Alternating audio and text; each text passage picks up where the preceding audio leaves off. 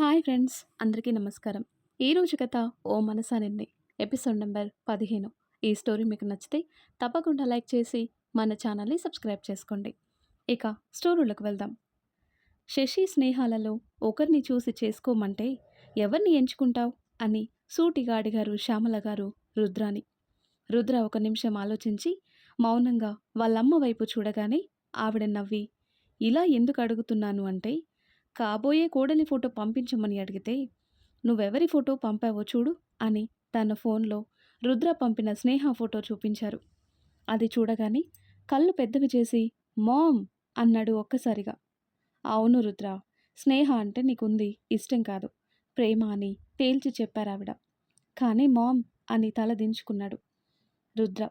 అతని భుజం తట్టి, బలవంతంగా చేసుకున్న పెళ్ళిళ్ళు నిలవవు నాన్న, జీవితం అందరికీ రెండో అవకాశం ఇవ్వదు అని ఆవిడ చెప్తుంటే, కానీ అవతల అమ్మాయి జీవితం కదా మామ్, ఇలా ఎంగేజ్మెంట్ అయ్యి పెళ్ళి ఆగిపోయిందంటే రేపటి రోజున వాళ్ళ పరిస్థితి ఏంటి అని అడుగుతాడు రుద్ర.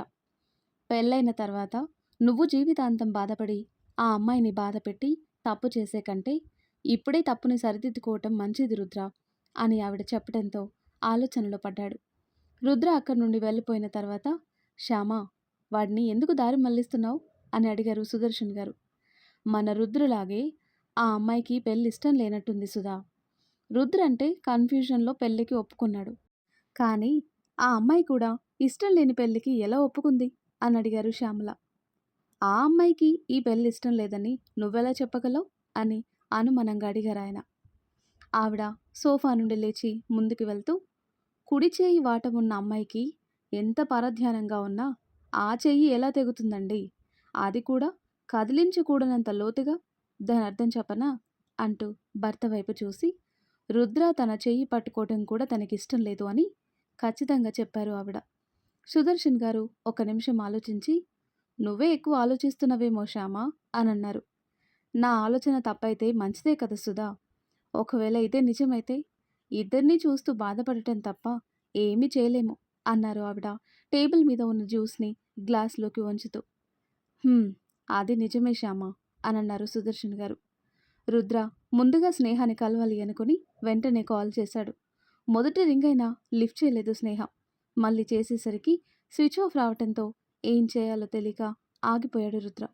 అలా 2 రోజులకు కూడా తన ఫోన్ స్విచ్ ఆఫ్ వస్తుండటం, ఇటు పెళ్లికి 2 రోజులు మాత్రమే మిగలటం రుద్రాని ప్రశాంతంగా ఉండనివ్వటం లేదు. ఎంగేజ్మెంట్ నుండి వెళ్ళిపోయిన చేతన్ మళ్ళీ కనిపించలేదు శశికి. రోజు రోజుకి భయం ఎక్కువ అవుతుంది శశిలో కూడా. కానీ ఏమీ చేయలేని నిస్సహాయ స్థితి తనది. చేతన్ గురించి ఆలోచనలు పిచ్చి పట్టిస్తుంటే దేవుడి మీద భారం వేసి లోపల కుమిలిపోయింది. రోజులు ఎవరి కోసం ఆగకుండా పరిగెడుతూనే ఉన్నాయి. రంగాచారి గారి ఆధ్వర్యంలో పెళ్లి పనులు జోరందుకున్నాయి. అమ్మాయిని మాత్రమే ఇస్తే చాలు, మిగిలినవన్నీ మా బాధ్యత అని ఆయన చెప్పినట్టుగానే అన్నీ ముందుగానే ప్రకాష్ గారికి ఇంటికి చేరుకున్నాయి, పెళ్లి బట్టలతో సహా. కూర్చున్న దగ్గరే అన్నీ సమకూరుతుంటే తెలియని ఇబ్బందిగా ఉన్నా అది తన కూతురు అదృష్టమని ఆనందపడ్డారు ప్రకాష్ గారు. ఆలోచనల్లోనే 5 రోజులు గడిచాయి. చేతన్, ఉదయ్, రుద్ర, శశి, స్నేహ, అశ్వథ్, సంజన, సాధ్వి, అభి, అను, ఇలా అందరికీ. పెళ్లి రోజు ముందు శశిని పెళ్లి కూతురు చేసే హడావిడి మొదలైంది ఇంట్లో. పెళ్లి జరిగే మండపం దగ్గరికి ముందుగా వెళ్ళి అన్ని దగ్గరుండి చేయించటం కోసం వెళ్ళటానికి రెడీ అయ్యి టిఫిన్ చేస్తున్న ఉదయ్ దగ్గరకు వచ్చారు ప్రకాష్ గారు. ఏంటి బాబాయ్, పనులన్నీ అయిపోయినట్టే కదా అని అడిగాడు ఉదయ్. ఆయన చిన్నగా నవ్వి, మనం ఏమైనా చేస్తే అవుతాయో లేదో అని భయంగా ఉండేదిరా, అన్ని వాటికి అవి అయిపోతుంటే ఇంకా వాటి గురించిన ఆలోచన ఏముంటుంది, మర్యాదలు చేయటం తప్ప అని అన్నారు ఆయన. అవును బాబాయ్ అన్నాడు ఉదయ్ ఎటో ఆలోచిస్తూ. అది సరే కానీ చేతన్ బాబుకు ఒకసారి ఫోన్ చేసి ఇవ్వు అని అడిగారు ప్రకాష్ గారు. ఎందుకు బాబాయ్ అని గతుక్కుమన్నాడు ఒక్కసారిగా ఉదయ్. ఎందుకంటావేంటిరా, ఆ అబ్బాయి మనకింత సహాయం చేశారు, ఈ పెళ్లి జరగటానికి మొదట అడుగు వేయించింది ఆ అబ్బాయే కదా, మరి ప్రత్యేకంగా పెళ్లికి పిలవాలి కదా. నిశ్చితార్థం రోజు కూడా ఆయనకి ఏదో పనుండి వెళ్ళిపోయాడు, మళ్ళీ కనిపించలేదు. అందుకే ఫోన్ చేసి వాళ్ళ ఇంటిల్లి పాది పెళ్ళికి రావాలని చెప్తాను అని అడిగారాయన. చేతన్ అనే మాట వినిపించగానే అలర్ట్ అయిపోయింది శశి. చేతన్ ఎవరో తెలుసా బాబాయ్ అని అడిగాడు ఉదయ్. లేదురా, కానీ మాస్టర్ గారి మాటల్లో చాలా గొప్పవాళ్ళని విన్నాను. ఆయన పెళ్ళికి పిలవటానికి ఎవరైతే ఏంటి ఉదయ్, రావటం అనేది వాళ్ళిష్టం కదా అని అన్నారు ప్రకాష్ గారు. ఉదయ్ ప్లేట్ పక్కన పెట్టి హ్యాండ్స్ వాష్ చేసుకుని చేతులు తుడుచుకుంటూ, వాళ్ళు రాకపోవటం ఏంటి బాబాయ్, మొన్న ఎంగేజ్మెంట్లో మన శశికి చీర కూడా పెట్టారు కదా వాళ్ళ అమ్మగారు అని అన్నాడు ఉదయ్. ప్రకాష్ గారికి ఏదో అర్థమైనా, అంటే చేతన్ అని అన్నారు కాస్త అయోమయంగా. అవును బాబాయ్, ఆనంద్ సింగరాజు గారి అబ్బాయే చేతన్ అని చెప్పాడు ఉదయ్. ప్రకాష్ గారు ఆశ్చర్యంగా చూస్తూ, అంత గొప్పింటి వాళ్ళైనా ఆ బాబు ఎంత చక్కగా మాట్లాడుతాడు, మన ఇంట్లో బిడ్డల్లే తిరిగాడు అని అన్నారు చేతన్ గురించి గొప్పగా ఫీల్ అవుతూ. అయినా ఒకసారి ఫోన్ చేద్దాం ఉదయ్ అన్నారు ప్రకాష్ గారు. సరే అని ఉదయ్ ఫోన్ చేసి ఇవ్వగా ఆయన చేతన్కి ఖచ్చితంగా సాయంత్రానికి రమ్మని పిలిచారు. ఉదయ్కి తిరిగి ఫోన్ ఇచ్చేస్తూ, వాళ్ళు మంచివాళ్ళలాగా ఉన్నారు ఉదయ్, చేతన్కి కొంచెం కూడా గర్వం లేదు అని మెచ్చుకున్నారు. ప్రకాష్ గారు అటుగా వెళ్ళగానే ఉదయ్ శశి రూమ్ వైపు చూశాడు. అప్పటి వరకు అక్కడే ఉండి వీళ్ళ మాటలు విన్న శశి అక్కడ లేకపోవటంతో తిరిగి పనిలో పడిపోయాడు ఉదయ్. ఆనంద్ సింగరాజు గారి గురించి గూగుల్లో చూడగా కొన్ని పేజీలున్నాయి వాళ్ళ కంపెనీల గురించి. వాళ్ళ వారసుడు చేతన్ సింగరాజు అని కూడా ఉండటం, అక్కడ చేతన్ ఫోటో ఉండటం చూసి విస్తుపోయింది శశి. చేతన్తో తన పరిచయం, స్నేహం, ప్రేమ అన్నీ ఒక కలలాగా ఉన్నాయి తనకి. ఆ క్షణం అనిపించింది మనసులో, అందని వాటి గురించి ఆరాటపడింది అని. కాని వెంటనే తన ప్రేమ గుర్తొచ్చి కళ్ళని మసకగా చేశాయి. తల పగిలిపోతున్నట్టుగా ఉంది. చేతన్ని చేరటం అసాధ్యమని బుద్ధి హెచ్చరిస్తుంటే అలాగే కనురెప్పలు వాలిపోయాయి. కళ్ళు వర్షించి వర్షించి చారలు పడ్డాయి కళ్ళ కింద. సాయంత్రం పెళ్లికూతుర్ని చేయటానికి అన్ని సిద్ధం చేశారు. పసుపు కలిపిన నీటిలో తన కంటనీరు కూడా కలిసిపోయి ప్రవహిస్తుంది. బొమ్మలాగా కూర్చుంది, అంతే తప్ప చుట్టూ ఉన్న వాళ్ళని కనీసం చూడటం లేదు.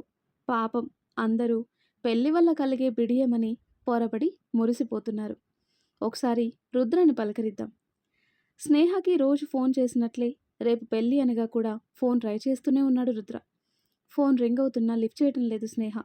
ఆఖరికి ఇంటి నుండి ఎయిర్పోర్ట్కి వెళ్లే ముందు ఫోన్ లిఫ్ట్ చేసి కళ్ళు తుడుచుకుంటూ పెళ్లి విషెస్ అడ్వాన్స్గా చెప్పి కట్ చేయబోతుంటే, ఐ లవ్ యూ స్నేహ అన్నాడు రుద్ర. ఒక్క నిమిషం బిగుసుకుపోయింది స్నేహ. హలో స్నేహ, స్నేహ ఉన్నావా అని పిలిచిన రుద్ర మాటలకి స్పృహలోకి వచ్చి, షటప్ రుద్ర, రేపు మార్నింగ్ నీ పెళ్ళి, అది ప్రేమించిన అమ్మాయినే చేసుకుంటూ ఇప్పుడు నాతో లవ్ ఏంటి అని సీరియస్గా అడిగింది స్నేహ. రుద్ర దగ్గర సమాధానం లేదు. రుద్ర మౌనం తట్టుకోలేక కాల్ కట్ చేయబోతుంటే, స్నేహ ఒక్కసారి కలుద్దాం ప్లీజ్ అని అడిగాడు రుద్ర. నాకు కలిసి ఎంత టైం లేదు, ఈరోజే తిరిగి అమెరికా వెళ్తున్నాను అని చెప్పటంతో రుద్ర కుప్పకూలిపోయాడు. స్నేహ కాల్ కట్ చేసి తన లగేజ్ ప్యాక్ చేసుకుంటూ ఉంది. రుద్రకి ఏదో ఆలోచన తట్టి ఫ్లైట్ ఏ టైంకి ఉందో చెక్ చేశాడు. ఇంకా టైం ఉండటంతో పరుగున వెళ్ళిపోయాడు, కార్ స్టార్ట్ చేసి ఎవరు పిలుస్తున్నా వినిపించుకోకుండా. అశ్వథ్ తనని డ్రాప్ చేయడానికి వస్తానని అడిగినా వద్దు అని చెప్పి ఒక్కతే బయలుదేరింది స్నేహ క్యాబ్లో. స్నేహ కంటే ముందే వెళ్ళిన రుద్ర తన కోసం ఎంట్రన్స్లోనే ఎదురు చూస్తూ ఉన్నాడు. కాసేపటికి తన ఎదురు చూపులు ఫలించి స్నేహ క్యాబ్ దిగి లోపలికి వస్తూ కనిపించటంతో నేరుగా వెళ్ళి తనని గట్టిగా హక్ చేసుకున్నాడు. తను ఎంత వదిలించుకోవాలని ట్రై చేస్తున్నా రుద్ర పట్టు విడవకపోవటంతో కళ్ళు మూసుకుని ఏడుస్తూ అలాగే ఉండిపోయింది. కాసేపటికి మనసు కరిగి తన చేతులు కూడా రుద్ర చుట్టూ చేరిపోయి ఇంకా గట్టిగా హక్ చేసుకుంది రుద్రని.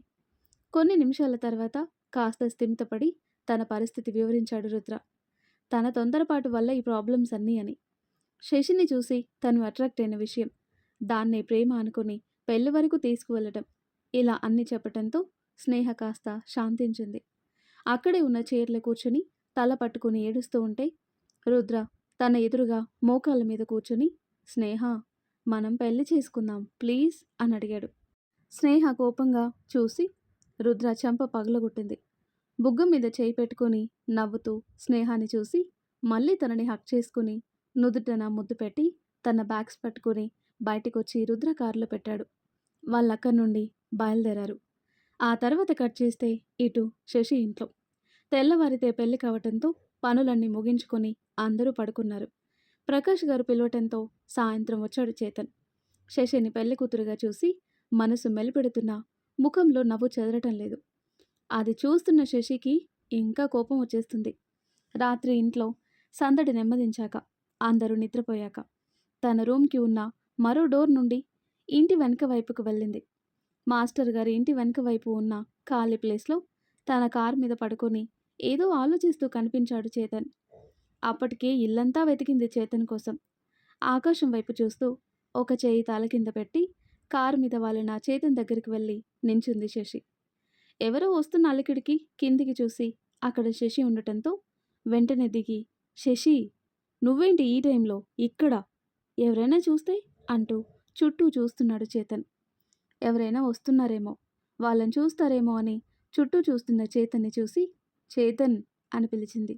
శశి, ఏమైనా ఉంటే మార్నింగ్ మాట్లాడదాం, ముందు వెళ్ళు శశి, ఇలా రావటం కరెక్ట్ కాదు అని అంటున్న చేతన్ని చూస్తూ, ఓయ్ మిస్టర్ మజ్ను, చెప్తుంటే నీకు కాదా? ప్రేమిస్తున్నాన్రా మగడా అంటే ముఖం అలా పెట్టావేంటి అని అరిచి చేతన్ మాట్లాడటం ఆపటంతో కాస్త సౌండ్ తగ్గించి, ఏంటి అలా చూస్తున్నావు? నువ్వు అలా చూస్తే నాకేమైనా భయం అనుకున్నావా? శశి, శశిరేఖ ఇక్కడ, అయినా నన్ను ఇక్కడ అంటూ తన నడుం చూపించి ఇక్కడ పట్టుకొని దగ్గరికి లాక్కొని, ఇక్కడ అంటూ తన పెదాలు చూపించి, నీ పాటికి నువ్వు ముద్దు పెట్టుకుంటే దాని అర్థం ఏంటి? నువ్వు కూడా నన్ను ఇష్టపడుతున్నావని. అయినా అన్ని రోజులు సాధ్వితో కలిసున్నావు.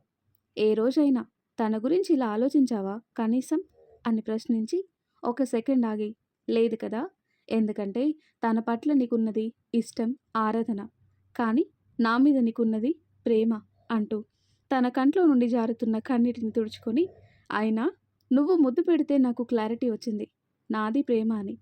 అలాగే నీకు కూడా ఇప్పుడు క్లారిటీ వస్తుంది అంటూ మునివెళ్ళ మీద నించొని చేతన్ తల తన చేతులతో పట్టుకొని పెదాలతో పెదాలు జత చేసింది. తన ప్రేమ వినిపిస్తున్నా కనిపిస్తున్నా తనలో శశి పట్ల ఉన్న భావన ప్రేమ అని మనసు చెప్తున్నా బుద్ధి అంగీకరించలేక, అలాగని తనని దూరం పెట్టలేక కష్టపడుతున్న చేతన్ ఆ క్షణం అన్నీ మరిచి శశి ముద్దులోని మాధుర్యాన్ని ఆస్వాదిస్తూ అతని చేతులు అసంకల్పితంగా శశి నడుమును చుట్టేసి దగ్గరికి లాక్కొని మరీ ముద్దుని కొనసాగిస్తున్నాడు చేతన్. ఇంకా ఒక క్షణం ఇలాగే ఉంటే ఊపిరి ఆగిపోతుందేమో అన్నప్పుడు అతని గుండె మీద శశి చేత్తో కొడుతూ ఉంటే స్పృహలోకొచ్చి శశిని వదిలి వెనక్కి చూడకుండా వెళ్ళిపోయాడు. కార్ స్టార్ట్ చేసి కోపం మొత్తం స్టీరింగ్ యాక్సిలేటర్ మీద చూపిస్తూ కార్ డ్రైవ్ చేస్తూ వెళ్ళిపోయాడు. చేతన్ వెళ్ళిన వైపే చూస్తూ నించున్న చోట కూర్చుండిపోయింది శశి ఏడుస్తూ. రేపు ఉదయం బెల్ల పెట్టుకుని ఇలా వచ్చి చెప్పినా నీకు నా ప్రేమ ఎందుకు అర్థం కావటం లేదు? చాలామంది ఆడవాళ్ళు బ్రతుకుతున్నట్టుగా గుండెల్లో ఒకటిని దాచుకుని గుండెల మీద వాలిన వాడికి సుఖాన్ని పంచుతాను అంటూ బోరున ఏడుస్తుంది. ఆ మాటకి మనసు అతలాకుతలం అవుతుంటే, కానీ ఎవరైతే ఆ మాట వినకూడదో వాళ్ళే వినేశారని ఆ నిమిషం తనకి తెలీదు. మళ్ళీ ఎలా వచ్చిందో అలాగే ఇంటికి చేరింది శశి. మొదటిసారి వాళ్ళమ్మ ఫోటో ముందు నించొని ఏడుస్తుంది. ఇప్పుడు నువ్వుంటే బావుండనిపిస్తుందమ్మా, నువ్వు లేని లోటు మొదటిసారి నాకు తెలుస్తుంది అంటూ ఏడ్చి ఏడ్చి అక్కడే నిద్రపోయింది. అమ్మ ఫోటోతో తను మాట్లాడిన మాటలు విన్న ఉదయ్ కళ్ళు తుడుచుకొని శశిని ఎత్తుకొని బెడ్ మీద పడుకోబెట్టాడు. చేతన్ ఇంకా తన కోసం ఇంట్లోకి రాకపోవటంతో బయటకు వచ్చిన ఉదయ్ శశి మాటలు వినిపించి ఆగిపోయాడు. శశి బాధ చూసిన తర్వాత బలవంతంగా పెళ్లి చేయటం తప్పు అనిపించి ఎలాగైనా ఈ పెళ్లి ఆగేలా చేయాలి, కానీ ఎలా, ఏం చెప్పి ఆపను అని ఆలోచిస్తూ కూర్చున్నాడు. చేతన్ యాక్సిలేటర్ తప్ప ఏమీ వాడకుండా డ్రైవ్ చేస్తున్న చేతన్ చేతులు స్టీరింగ్కి బిగుసుకుపోయి ఇష్టానుసారంగా తిప్పేస్తున్నాయి. చాలా దూరం వెళ్ళిన తర్వాత ఒక ఎత్తైన ప్రదేశంలో కార్ ఆపాడు చేతన్. ఎంతసేపటికి తనలోని అలజడి తగ్గకపోవటం ఇంకా కోపాన్ని పెంచుతుంటే కార్ దిగి డోర్ని బలంగా తన్నాడు. పాపం అది వెళ్ళి కార్కి అతుక్కుంది ఏం మాట్లాడలేక. మళ్ళీ బలంగా రోడ్ని తన్ని కార్ మీద ఎక్కి కూర్చున్నాడు. సిగరెట్ వెలిగించి నిమిషానికొకటి కాల్ చేస్తున్నాడు ఒక చేత్తో. మరో చేయిని జుట్టులోకి పోనిచ్చి పిడికిలు బిగుస్తూ కోపాన్ని అదుపు చేసే ప్రయత్నం చేస్తున్నాడు. కాసేపటికి నిదానించి చేతిలో సిగరెట్ అలాగే పట్టుకొని కార్ గ్లాస్ మీద వాలాడు. మంచు పడుతున్న రాత్రంతా అలాగే ఉన్నాడు చేతన్. ఉదయం 3 గంటల టైంలో అప్పుడప్పుడే కళ్ళు మూతలు పడుతుంటే డిస్టర్బ్ చేస్తూ మోగింది కారులో ఉన్న ఫోన్. మంచుకి తడిచిపోయి ఆరిపోయిన సిగరెట్ పీకని పడేసి కళ్ళు నలుపుకొని అరచేతులతో ముఖం రుద్దుకొని కార్ మీద నుండి దిగి కారెక్కి డాష్బోర్డ్లో ఉన్న ఫోన్ లిఫ్ట్ చేశాడు. అప్పటికి ఆగకుండా రెండోసారి మోగుతుంటే గుడ్ మార్నింగ్ సార్ అని అవతల వాళ్ళు విష్ చేయగానే అన్నాడు చేతన్ గంభీరంగా. అభిమన్యు గారు ఫ్యామిలీని వేరే ప్లేస్కి మూవ్ చేస్తున్నారు సార్ 2 డేస్లో. అక్కడ ప్రైవేట్ సెక్యూరిటీ ఇవ్వటం కష్టం అవుతుంది అని అన్నాడు అటువైపు అతను. ఏంటి ఆ కష్టం అన్నాడు చేతన్ బ్రుకుటి ముడివేసి. సార్, వాళ్ళు మూవ్ అవుతున్న కమ్యూనిటీలో 1000 ఫ్లాట్స్ ఉన్నాయి. చాలా వరకు అన్ని బ్లాక్స్ ఫిల్ అయిపోయాయి.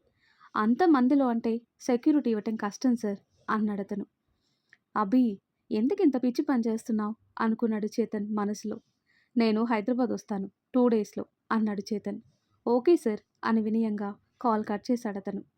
చేతన్ బలంగా స్టీరింగ్ని కొట్టి ఇప్పుడెలా, అభి వాళ్ళని ఎలా ఆపాలి అని ఆలోచిస్తూ ఉండగానే మరొకసారి ఫోన్ మోగింది. ఈసారి లిఫ్ట్ చేయగా రుద్ర వాళ్ళు పెళ్లికి స్టార్ట్ అయ్యారు అని తెలిసి మరింత అసహనం పెరిగింది. ఫోన్ పక్కకి విసిరబోయి అందులో సాధ్వి నుండి వచ్చిన వీడియో అలాగే వాయిస్ మెసేజ్ చూసి అది ఓపెన్ చేసి విన్నాక ఇంటికి వెళ్ళలేక తను గతంలో అను వాళ్ళ కోసం తీసుకున్న ఫ్లాట్కి వెళ్ళి రెడీ అయ్యి శశి వాళ్ళ ఇంటికి వెళ్ళాడు. చేతన్ వెళ్ళేసరికి ఇంటి ముందు ఎక్కడి వారక్కడ కూర్చున్నారు. మండపానికి వెళ్ళవలసిన రుద్ర వాళ్ళ కార్లు శశి వాళ్ళ ఇంటి ముందు కనిపించాయి. ఏమై ఉంటుంది అనుకుని ఇంట్లోకి వెళ్ళాడు రుద్ర. ఒక పక్కన పెళ్లి చీరలో కాకుండా మామూలుగా ఉంది శశి. తనని చూడగానే చేతన్ కళ్ళు ఆనందంగా మెరిశాయి. తన పక్కనే సంతోషమో బాధో తెలియని ఎక్స్ప్రెషన్ పెట్టి నించున్నాడు ఉదయ్. ఆరాం కుర్చీలో కూర్చుని చేతి వేలు నలుపుకుంటున్నారు మాస్టర్. ఆయన పక్కన టెన్షన్గా బాధగా నించున్నారు ప్రకాష్ గారు. మరోవైపు రంగచారి గారు కూర్చోగా కొడుకు కోడలు క్షమాపణ కోరుతున్నట్టుగా ఉన్నారు. వాళ్ళకి మరోవైపు రుద్ర. అతని చెయ్యి పట్టుకొని వెనకగా నించుంది స్నేహ. అన్నింటికి మించిన విషయం, తన మెడలో మెరుస్తున్న పసుపు కొమ్ముకి కట్టిన పసుపు తాడు చూస్తేనే విషయం కొద్దిగా అర్థమైంది చేతన్కి. చేతన్ వెనకే 2 నిమిషాల తేడాతో వచ్చాడు అశ్వథ్, తన తండ్రి వరదరాజు గారితో కలిసి. స్నేహ అని పిలుపు నోతిలో నుండి బాధ, కోపం కలగలిపిన గొంతు నుండి వినిపించగానే అందరూ గుమ్మం వైపు చూశారు. స్నేహ రుద్ర చేతిని గట్టిగా చుట్టేసి తల వంచుకుంది. ఏంటి స్నేహ ఇది అన్నట్టుగా అశ్వథ్ చూసేసరికి నాకు వేరే దారి కనిపించలేదన్నయ్య అన్నట్టుగా తల అడ్డంగా ఊపింది. వరదరాజు గారు స్నేహ దగ్గరకొచ్చి పద స్నేహ ఇంటికి వెళ్దాం అన్నారు. నాన్న అని ఇంకేదో మాట్లాడేలోపే రుద్ర స్నేహ భుజం చుట్టూ చేయి వేసి పట్టుకున్నాడు.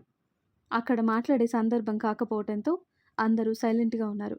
అశ్వథ్ తండ్రి దగ్గరకు వెళ్ళి ఆయన చెయ్యి పట్టుకొని దూరంగా తీసుకొచ్చి, ఇది పెళ్ళి జరగాల్సి ఉండి ఆగిపోయిన ఇల్లు నాన్న. మనం కాసేపు ఆగి వాళ్ళు బయటికి వచ్చాక స్నేహ గురించి మాట్లాడదాం అని చెప్పటంతో బాధగా స్నేహ వైపు చూసి బయటికి వెళ్ళి కారులో కూర్చున్నారు. అశ్వథ్ గుమ్మం లోపలికొచ్చి నించున్నాడు చాలా గంభీరంగా. మీ అంతటా మీరుగా వచ్చి సంబంధం అడిగి అన్నీ కుదుర్చుకొని నిశ్చితార్థం కూడా అయ్యి గంటలో పెళ్ళనగా ఇప్పుడు పెళ్ళాగిపోతే మా అమ్మాయి పరిస్థితి ఏంట్రా అని అడిగారు మాస్టర్ గారు. తన ఫ్రెండ్ అయిన రంగాచారి గారిని ప్రకాష్ గారు మాట్లాడే పరిస్థితిలో లేనందువల్ల దీనంగా చూస్తూ ఉండిపోయారు ప్రకాష్ గారు. రంగాచారి గారు ప్రకాష్ గారి చేతులు పట్టుకొని క్షమాపణ అడిగి సరిదిద్దుకునే పొరపాటు కాదు, కానీ వీడు రుద్రాని చూపిస్తూ వేరే దారి వదల్లేదు. మా వల్ల చాలా బాధ కలిగింది మీకు. ఎలా సర్ది చెప్పాలో కూడా తెలియటం లేదు. కూతురు పెళ్లి జరుగుతుంది అని ఎంతో ఆనందపడి ఉంటారు. నేను కూడా చాలా సంబరపడ్డాను అంటూ శశి వైపు చూసి, కానీ మాకు ఆ అదృష్టం లేదేమో ప్రకాష్. వీలైతే నన్ను క్షమించు ప్రకాష్ అని అడిగారు ఆయన. ప్రకాష్ గారు ఏమీ మాట్లాడలేని పరిస్థితిలో ఉండగా శశి ముందుకు వచ్చి, హ్యాపీ మ్యారీడ్ లైఫ్ రుద్ర గారు. మీరిద్దరూ హ్యాపీగా ఉండాలని నేను మనస్ఫూర్తిగా కోరుకుంటున్నాను అని చెప్పింది శశి. సారీ శశిరేఖ అని ఇద్దరు ఒకేసారి చెప్పారు. క్షమాపణ అడగాల్సిన అవసరం లేదు. ఇష్టమైన వారిని పెళ్లి చేసుకోవాలి అనుకోవటం తప్పు కాదు, కానీ మీరు కాస్త ముందు చెప్పి ఉండాల్సింది రుద్ర గారు అని నార్మల్గా చెప్పింది శశి. స్నేహ శశిని హక్ చేసుకొని ఎమోషనల్ అవుతూ చాలా థ్యాంక్స్ శశిరేఖ అని చెప్పింది. ఇట్స్ ఓకే స్నేహ గారు, మీ లవ్ సక్సెస్ అయినందుకు నాకు చాలా హ్యాపీగా ఉంది. ఆ అదృష్టం అందరికీ దొరకదు అని శశి అనగానే శ్యామల గారు కూడా శశి వంక అభినందనగా చూడగా, తండ్రి ఈ అమ్మాయిని ఎందుకు ఎంచుకున్నారో అర్థమైంది సుదర్శన్ గారికి. రంగాచారి గారి దగ్గరికి వెళ్ళి, బాధపడకండి గురువుగారు, ఏది ఎలా జరగాలని రాసిపెట్టుంటే అలాగే జరుగుతుంది. ఇందులో మీరు చేసిందేం లేదు కదా అని చెప్తున్నా శశి తల ప్రేమగా నిమిరి, అకాడమీకి మళ్ళీ వస్తావా అని అడిగారాయన. హా, తప్పకుండా వస్తాను. ఎందుకు రాకుండా ఉంటాను? మీ దగ్గర శిష్యరికం చేయటం నాకు లభించిన వరం. దాన్నెలా వదులుకుంటాను? తప్పకుండా వస్తానని చెప్పి అందరినీ తేలికపరిచి పెళ్లి చేసుకుని మొదటిసారి వచ్చినందుకు స్నేహకి చీర పెట్టి మరీ పంపింది. శశి మాట్లాడిన విధానానికి ఆశ్చర్యపోవటం అశ్వథ్ వంతైంది. అంటే ఇది ప్రేమ వివాహం కాదా అని అనుకున్నాడు మనసులో. చేతన్ మాత్రం అందరినీ వదిలేసి శశినే చూస్తున్నాడు. స్నేహ వాళ్ళు బయటికి వెళ్తుండగానే వాళ్ళకంటే ముందుగానే బయటకు వచ్చేశాడు అశ్వథ్. రుద్ర వాళ్ళ కార్లతో పాటుగా అశ్వథ్ కారు కూడా హైదరాబాద్ దారి పట్టింది. రుద్ర వాళ్ళు వెళ్ళగానే సుమలత గారు శోకాలు మొదలు పెట్టడంతో అందరికీ గట్టి కౌన్సిలింగ్ ఇచ్చింది శశి. నిన్నటి వరకు ఏం మాట్లాడకుండా ఉన్న పిల్ల ఇవాళ ఇలా ఎడతెరిపి లేకుండా మాట్లాడేసరికి లోపల బాధ అణుచుకొని అందరికీ ధైర్యం చెప్తుంది అనుకున్నారు సుమలత గారు. పెళ్లి తన ప్రమేయం లేకుండానే ఆగిపోయినందుకు మనసులో ఆనందంగా ఉన్న తన వాళ్ళు బాధపడుతుండటంతో వాళ్ళకి ఊరటనివ్వటానికి తేలికగా మాట్లాడింది శశి. బాధపడకు ప్రకాష్, మన అమ్మాయికి కన్ను మెల్ల కాలు వంకర కాదు, వీళ్ళకంటే బాబు లాంటి సంబంధం వస్తుంది. ఎవరైనా శశిని కళ్ళకద్దుకొని చేసుకుంటారు. నువ్వు బాధపడుతూ అమ్మాయిని కూడా బాధ పెడతావా అని ఊర్లో వాళ్ళు బంధువులు ధైర్యం చెప్తుంటే ప్రకాష్ గారు కళ్ళు ఒత్తుకుంటూ, ఇప్పట్లో పెళ్ళి వద్దు అని శశి చెప్తున్నా నేనే మంచి సంబంధం అని రెట్టించాను. ఈరోజు నా తల్లికి ఇలాంటి పరిస్థితికి రావటానికి కారణం నేనే అని బాధపడ్డారు ప్రకాష్ గారు. అయిందేదో అయిపోయింది ప్రకాష్, జరిగింది మర్చిపోవటం కష్టమే, కానీ బాధపడే ప్రయోజనం లేదు కదా అని తన మాటల్లో చెప్పారు మాస్టర్ గారు. వాళ్ళని చూస్తున్న చేతన్కి కూడా దీనికి అంతటికీ కారణం తనే అనిపించి ప్రకాష్ గారి దగ్గరికి వెళ్ళి, నన్ను క్షమించండి అంకుల్. అయ్యో బాబు, మీరు ఈ పెళ్లి వల్ల శశికి మంచి జరుగుతుందనే అనుకుని ఉంటారు కదా, ఇదంతా మా తలరాత అంతే, మీరు ఇలా ఫీల్ అవ్వకండి అని చెప్పి ఉదయ్ దగ్గరికి వెళ్ళి పని వాళ్ళకి డబ్బులు ఇచ్చి పంపించు అని చెప్పి ఆయన గదిలోకి వెళ్ళారు. ఉదయ్ బయటికి వెళ్తే వెనకే చేతన్ కూడా వెళ్ళి అన్ని పనుల్లో సహాయం చేస్తూ ఉన్నాడు. పని వాళ్ళు, ఊర్లో వాళ్ళు, సాయంత్రానికి బంధువులు కూడా వెళ్ళిపోవటంతో శశి, ప్రకాష్ గారు, సుమలత, సుధాకర్, మాస్టర్ గారు, ఉదయ్, సిరి, చేతన్ మాత్రమే మిగిలారింట్లో.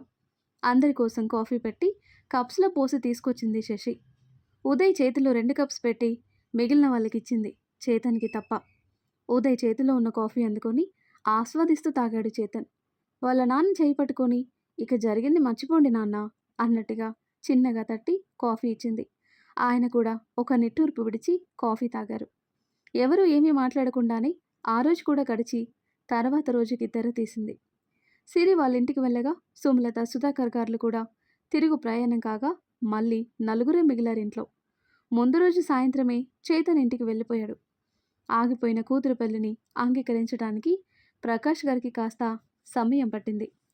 4-5 రోజుల తర్వాత తను తిరిగి వెళ్ళాలి అనుకుంటున్న విషయం చెప్పాడు ఉదయ్ మాస్టర్ గారితో. మరి శశి అని అడిగారు ఆయన. నేను కూడా వెళ్తాను మాస్టర్ గారు, కానీ ఇక నుండి నేను వేరే దగ్గరుంటాను అని చెప్పింది. ఉదయ్ శశి వైపు చూశాడు, ఎక్కడా అన్నట్టుగా. నిన్న సాధ్వి అక్కకి ఫోన్ చేశాను. సాధ్వి అక్క వాళ్ళు అపార్ట్మెంట్స్కి షిఫ్ట్ అయ్యారంట. అక్కడే అబ్బిగారికి తెలిసిన వాళ్ళు అబ్రాడ్ వెళ్ళిపోతూ వాళ్ళ ఫ్లాట్ని ఎవరికైనా రెంట్కి ఇవ్వమని అక్క వాళ్ళకి చెప్పారంట. నేను ఆ ఫ్లాట్లో ఉంటాను అని చెప్పింది శశి. వీళ్ళతోనే ఉండొచ్చు కదా శశి, నువ్వు వేరుగా ఎందుకు అని అడిగారు ప్రకాష్ గారు. నేనక్కడ ఎవరికీ సమస్య అవ్వాలి అనుకోవటం లేదు నాన్న అని సీరియస్గా చెప్పి వాళ్ళ ముగ్గురు శశి వైపే చూస్తూ ఉండటంతో, అదే నేను డాన్స్ ప్రాక్టీస్ చేస్తూ ఉంటే వీళ్ళకి డిస్టర్బ్ అవుతుంది కదా నాన్న అని మాట మార్చింది శశి. సరే కానీ జాగ్రత్తగా ఉండు అని చెప్పారు ప్రకాష్ గారు. మాతో పాటు మీరు కూడా వచ్చి కొన్ని రోజులు ఉండండి నాన్న అని అడిగింది శశి. మేము వీలు చూసుకొని వస్తాం శశి, ముందు మీరు వెళ్ళండి అని చెప్పటంతో సరే అని వాళ్ళకి అన్నీ చేసి పెట్టి కూరగాయల రంగన్నకి మళ్ళీ వాళ్ళని చూస్తూ ఉండమని చెప్పి తన లగేజ్ సర్దుకుంది శశి. ఆ రోజు సాయంత్రం ఉదయ్తో కలిసి గుడికి వెళ్ళింది శశి. ఇద్దరు వెళ్తుంటే అందరూ జాలిగా శశి వైపు చూస్తున్నారు. ఉదయ్కి అది నచ్చటం లేదు, కానీ సైలెంట్గా శశితో పాటుగా వెళ్ళి దర్శనం చేసుకుని ఖాళీగా ఉన్న మండపం దగ్గర కూర్చున్నారు. చల్లటి గాలి వీస్తుంటే కొండ మీద నుండి చుట్టూ ఉన్న పంట పొలాల్ని చూస్తుంది శశి. ఉదయ్ శశి చెయ్యి పట్టుకొని, "నా మీద కూడా కోపంగా ఉందా శశి?" అని అడిగాడు. ఉదయ్ బుగ్గ మీద చేయి వేసి, "నీ మీద కోపం ఏంట్రా?" అని అడిగింది. "ప్లీజ్ శశి, ఇలా నేను ఏం చేసినా ఎక్స్‌క్యూజ్ చేయకే. అది నాకు చిన్నప్పటి నుండి నచ్చినా ఇప్పుడు నచ్చటం లేదు. నువ్వు చేతన్‌ని ఇష్టపడుతున్నావని తెలిసి కూడా ఏమీ తెలియనట్టు బలవంతంగా నీ మెడలు వంచబోయాను" అన్నాడు శశి చేతుల్ని తన నుదురుకి ఆనించుకుంటూ. శశి మౌనంగా ఉండేసరికి, "అన్నింటికీ సిద్ధపడి పెళ్ళికి ఒప్పుకుంది నేనే కదరా! మరి నువ్వేం చేశావు అని నీ మీద కోపం ఉంటుంది?" "నిజమే. నేను చైతన్ గారిని ప్రేమించాను. ఈ పెళ్లి ఎలాగైనా ఆగిపోవాలి అని అనుకున్నాను. ఎందుకో తెలుసా అన్నయ్య? ఒకరిని ప్రేమించి ఇంకొకరితో పెళ్లికి క్షణాలు దగ్గర పడుతుంటే చచ్చిపోతే బావుండనిపించిందిరా. నేను కన్న కలలు నన్ను వెక్కిరిస్తున్నట్టుగా అనిపించింది. కానీ మన చేతుల్లో ఏం లేదు కదా అని అర్థమై పెళ్ళికి సిద్ధపడ్డానురా. పెళ్ళికే ఇంత మానసిక క్షోభ చూసిన నేను, ఆ తర్వాత అతను నన్ను తాకితే ఎలా తట్టుకునేదాన్నో మరి" అంటూ వెంటనే జారిన కన్నీటిని తుడిచేసి చిన్నగా నవ్వుతూ, "ఆ దేవుడు నా పక్షాన ఉన్నాడేమో అన్నయ్య. అందుకే రుద్రగారు స్నేహాన్ని పెళ్లి చేసుకునేలా చేశాడు. నాకు చైతన్య గారిని మర్చిపోవటానికి కాస్త సమయం ఇచ్చాడు" అని చెప్పింది శశి.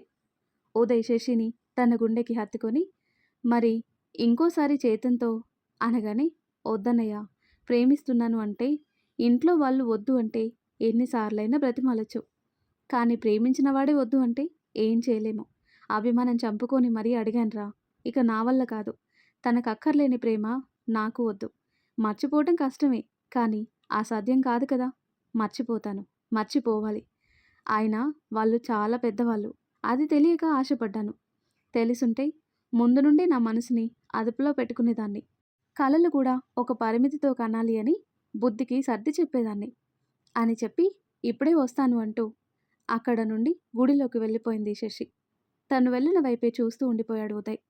పెళ్లి ఆగిపోయిన రోజు నుండి రోజూ శశి కోసం వస్తున్నాడు చేతన్. ఇంటి చుట్టూ తిరుగుతూ శశి ఎప్పుడు బయటకు వస్తుందని ఎదురు చూస్తూ ఉన్నాడు. శశి మాట్లాడిన మాటలు వాళ్ళ వెనుక వైపు కూర్చొని విన్నాడు. శశి వెళ్ళగానే ఉదయ్ అటువైపు వెళ్ళి, "బావా, విన్నావు కదా? శశి మాటంటే మాటే" అన్నాడు ఉదయ్. "తన మాటల్లో తప్పులేదురా. నేను అలా బాధ పెట్టాను మరి తనని. అయినా ఇన్ని రోజులు తన ప్రేమని చూపించింది. ఇక నుండి నా ప్రేమను చూస్తుంది. వద్దు అని ఆపగలదా?" అన్నాడు చేతన్ నవ్వుతూ గుడిలో గంట కొడుతున్న శశిని దూరం నుండి చూస్తూ. చేతన్ని సైడ్ నుండి హక్ చేసుకుని, "నా చెల్లి నిజంగా అదృష్టవంతురాలు. అసాధ్యురాలు బావా" అన్నాడు ఉదయ్. "ఎందుకురోయ్?" అన్నాడు చేతన్. "మరి ఇన్ని రోజులు ఎంతమంది ఎన్ని రకాలుగా చెప్పినా వినని నిన్ను మళ్ళీ మామూలుగా చేసి ప్రేమ పట్టా లెక్కించింది కాబట్టి అది అసాధ్యురాలు. ఇంతటి ప్రేమ దొరికింది కనుక అదృష్టవంతురాలు" అన్నాడు ఉదయ్. ఉదయ్ మెడ చుట్టూ చేయి వేసి దగ్గరికి లాక్కొని, "నీలాంటి ఫ్రెండ్ ఎవ్వరికీ ఉండడురా బామ్మర్ది. శశిని నేను బాధ పెట్టినా అది చూసి సైలెంట్‌గా ఏమీ తెలియనట్టు నాతో ముందులాగే ఉన్నావు. ఇంత జరిగాక ప్రేమిస్తున్నాను అని చెప్తే మళ్ళీ సపోర్ట్ చేస్తున్నావు. థ్యాంక్స్ రా" అన్నాడు చేతన్. ఆ మాటలతో, "కాదు బావా, నన్ను మన ఫ్లాట్‌కి వెళ్ళాక ప్రసన్నం చేసుకో" అన్నాడు ఉదయ్ నవ్వుతూ. "ఈడియట్" అన్నాడు చేతన్. "హా, ఇంకో విషయం రా. శశి వేరే ఎక్కడో ఉంటుందంట" అని విషయం చెప్పాడు ఉదయ్. చేతన్ పెద్దగా నవ్వి, "అనుకున్నాను ఇలాంటిదేదో చేస్తుందని" అంటూ ఉండగానే, "బావా, శశి వస్తుంది" అన్నాడు ఉదయ్. నవ్వటం ఆపేసి పక్కనే ఉన్న స్తంభం చాటుగా వెళ్ళి నించున్నాడు చేతన్, శశికి ఎదురు పడకుండా. ఇంట్లోకి వెళ్ళి ఆ రోజు నలుగురు నవ్వుతూ హాయిగా గడిపారు. తినేసి పడుకోబోతూ శశి వాళ్ళ నాన్నగారి దగ్గరికి వెళ్ళి ఆయన ఒడిలో తల పెట్టుకుని పడుకుంది. చేతిలో ఉన్న పుస్తకం పక్కన పెట్టేసి కళ్ళజోడు తీసేసి శశి తల సవరదీస్తూ ఉన్నారాయన. "ఇంకా పడుకోలేదా శశి?" అని అడిగారు మెల్లిగా. "లేదు నాన్న, నిద్ర రావటం లేదు. రేపు నేను హైదరాబాద్ వెళ్తే మీరు జాగ్రత్తగా ఉంటారు కదా? టైంకి తింటారు కదా?" అని బెంగగా అడిగింది శశి. "పిచ్చి తల్లి, మీ నాన్న కనిపించే అంత మెతక కాదురా. గుండె నిబ్రం ఎక్కువ. గట్టిపిండాన్ని. నాకేమవుతుంది?" అని అన్నారు. శశి ఆయనకి జాగ్రత్తలు చెప్తూ ఆయన మాటలు వింటూ అక్కడే నిద్రపోయింది. ఊకొట్టడం ఆపేసిన శశిని చూసి నిద్రపోయిన కూతురు నుదుటిన ముద్దు పెట్టి తల కింద దిండు పెట్టి దుప్పటి కప్పి మళ్ళీ పుస్తకం అందుకున్నారు ప్రకాష్ గారు. తర్వాత రోజు ఉదయం త్వరగా లేచి రెడీ అయ్యి ప్రకాష్ గారికి మాస్టర్ గారికి జాగ్రత్తలు మరీ మరీ చెప్పి బస్ స్టాప్‌కి వెళ్లారు శశి, ఉదయ్. వాళ్ళక్కడ ఎదురు చూస్తూ ఉండగానే వచ్చి ఆగింది చేతన్ కార్. కార్‌ని చూడగానే గుర్తుపట్టింది శశి. అది చేతన్ కారు అని. వెంటనే కళ్ళు తిప్పి ఉదయ్ వైపు అనుమానంగా చూసింది. శశి తనని చూస్తూ ఉండటంతో తడబడి, ఏయ్ వాడికి నేనేం చెప్పలేదే అన్నాడు ఉదయ్. ఇప్పుడు నేనేమైనా అన్నానా అని అడిగింది శశి. ఉదయ్ ఒక వెకిలి నవ్వు నవ్వి, అంటే పోలీసోడు దొంగోడిని చూసినట్టు చూస్తున్నావు కదా అన్నాడు ఉదయ్. మీ మీటింగ్ అయిపోతే స్టార్ట్ అవుదాం అన్నాడు చేతన్ కార్ విండో నుండి ఇద్దరిని చూస్తూ. శశి కదలకుండా మాట్లాడకుండా అలాగే నించునేసరికి ఉదయ్ వస్తున్న నవ్వుని ఆపుకుంటూ కళ్ళు ఎగరేశాడు చేతన్ వైపు చూస్తూ. శశి అని పిలిచాడు చేతన్. శశి కోపంగా చూస్తూ శశి రేఖ అని ఒత్తి పలికి చెప్పటంతో అబ్బో బాగానే కాలినట్టుంది, తగలబెట్టేస్తుంది అనుకున్నాడు మనసులో. సరే శశిరేఖ వెళ్దామా అని అడిగాడు చేతన్. థ్యాంక్స్ అండి, మేం బస్సులో వెళ్తామని చెప్పి ఉదయ్ వైపు తిరిగి, ఏంటి ఇక్కడే నించున్నావు, తింటావా మనుషుల్ని, పద అక్కడ నించుందామని చిటపటమని పక్కకు వెళ్ళి నించుంది. చేతన్ చిన్నగా నవ్వుకొని కార్ దిగి, ఏమైంది శశి, నాతో మాట్లాడవా, నేనేమన్నాను అని అమాయకంగా అడగగానే కాల్ చేసేలాగా చూపు విసిరింది శశి.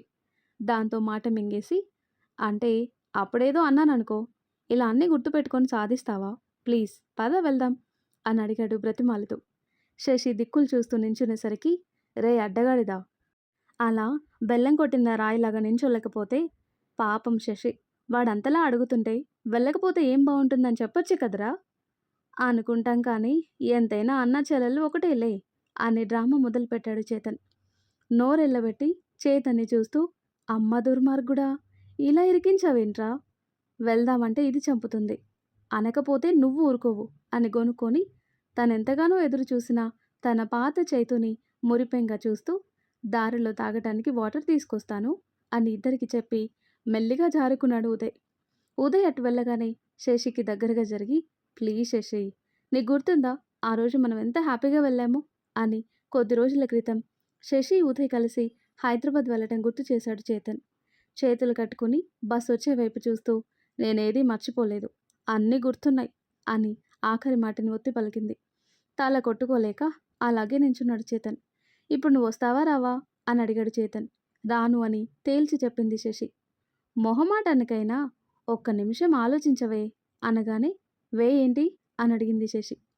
చేతన్ రెండు చేతులు జోడించి, ఆలోచించవే అంటే నువ్వనుకునే వే కాదు, కాస్త ఆలోచించవా అనర్థం అన్నాడు. ఇంతలో బస్ రావటంతో ఉదయ్ కోసం చుట్టూ చూసింది శశి. రెండు చేతుల్లో రెండు వాటర్ బాటిల్స్ పట్టుకుని మెల్లిగా వస్తున్న ఉదయ్ని చూసి, అన్నయ్య అని గట్టిగా అరిచింది. హా వస్తున్నాను అంటూ స్పీడ్గా నడిచి వస్తూ కోపంగా చూస్తున్న చేతన్ని చూడగానే మళ్ళీ స్లో అయిపోయాడు. దేవుడా, వీడి ప్రేమ నా చావుకొచ్చేటట్టు ఉంది కదా అనుకున్నాడు ఉదయ్. ఉదయ్ వచ్చే వరకు బస్ని కదలకుండా ఆపింది శశి. ఇంక వదలదని అర్థమైన ఉదయ్ త్వరగా రాగానే శశి కూడా లగేజ్ కోసం దిగింది. భుజాన ఒక బ్యాగ్ వేసుకొని చేత్తో ట్రాలీ లాక్కొని బస్ దగ్గరికి వచ్చిన శశికి అడ్డుగా నిలబడి, ప్లీజ్ శశి, నాతో రావచ్చు కదా అన్నాడు చేతన్ కళ్ళు చిన్నవి చేసి బ్రతిమాలుతూ. మీరు అడ్డు తప్పుకుంటారా, తిరిగి ఇంటికి వెళ్ళిపోనా అని అడిగింది శశి. నువ్వైనా చెప్పరా అని ఉదయ్ వైపు చూడగా, తప్పుకోరా అన్నట్టుగా తల ఊపాడు ఉదయ్. ఇక చేసేది లేక చేతన్ అడ్డు తప్పుకోగానే బస్ ఎక్కేసింది శశి. వాళ్ళెక్కగానే బస్ కదలటంతో వెళ్తున్న బస్సు వైపే చూసి, అలా ఎలా వదిలేస్తాను, చేతన్ ఏం చేయగలడో నీకు చూపిస్తాను అనుకుని నవ్వుకుంటూ కార్ స్టార్ట్ చేసి అక్కడి నుండి స్టార్ట్ అయ్యాడు. ఆ తర్వాత కట్ చేస్తే పెళ్లి ఆగిపోయిన రోజు శశి ఇంటి నుండి అందరూ హైదరాబాద్లో రంగాచారి గారింటికి చేరుకున్నారు. అశ్వథ్ కూడా ఆ ఇంటి దగ్గరే కారు ఆపి వరదరాజులు గారి భుజం మీద చేయి వేసి, లోపలికి పదండి నాన్న అని ఆయన తీసుకుని గుమ్మం వైపు వెళ్తుండగా రుద్ర ఇంట్లో నుండి బయటకు వచ్చి, వస్తున్నారా అశ్వథ్ గారు, మీకోసమే వస్తున్నానని చెప్పి వాళ్ళతో పాటుగా లోపలికి నడిచాడు. వాళ్ళు లోపలికి వెళ్ళేసరికి రంగాచారి సుదర్శన్ గారు సోఫాలో కూర్చోగా శ్యామల స్నేహ ఒక దగ్గర నించున్నారు. తండ్రిని అన్నయ్యని చూడలేక తల వంచుకొని నిలబడింది స్నేహ. రుద్ర స్నేహ పక్కకు వెళ్ళి తన చెయ్యి పట్టుకొని నేనున్నాను అంటూ ధైర్యం ఇవ్వటంతో కాస్త తమాయించుకుంది.